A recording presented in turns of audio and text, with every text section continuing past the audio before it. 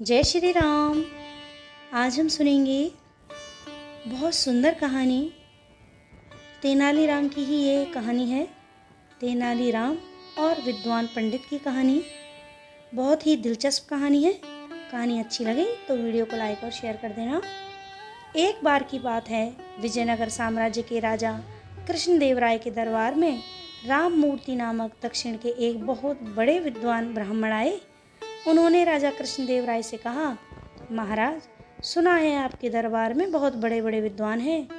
मैं उन्हें विद्वान तभी मानूंगा जब उनमें से कोई यह बता सके कि मेरी मातृभाषा कौन सी है। फिर राममूर्ति ने एक एक करके तमिल, तेलुगु, कन्नड़, मलयालम भाषा में धारा प्रवाह बोलना चालू किया।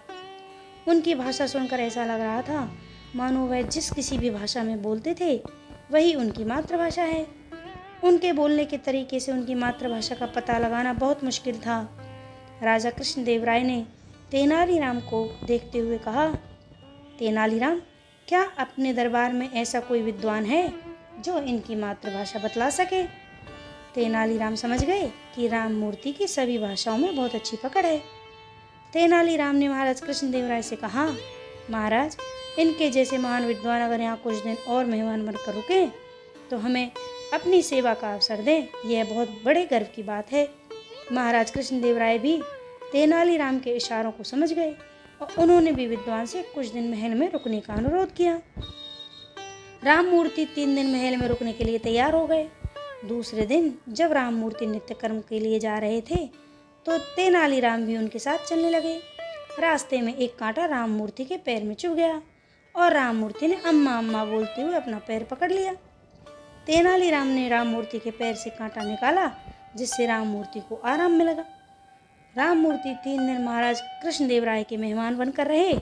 तीसरे दिन जब वे जाने लगे तो उन्होंने महाराज से कहा, महाराज, अब मैंने 3 दिन आपका आतिथ्य स्वीकार किया।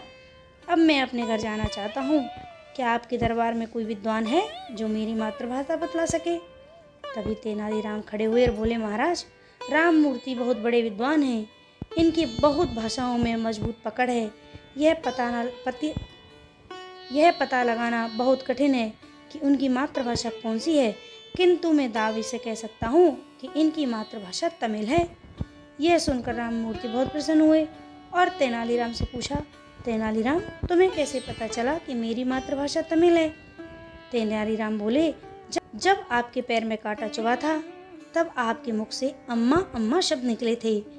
जब व्यक्ति कठिनाई में होता है तो सर्वप्रथम अपनी माता का ही नाम या परमेश्वर का नाम याद करता है, वह भी उसकी मातृभाषा में। अम्मा शब्द तमिल का शब्द है, इसलिए आपकी मातृभाषा तमिल है।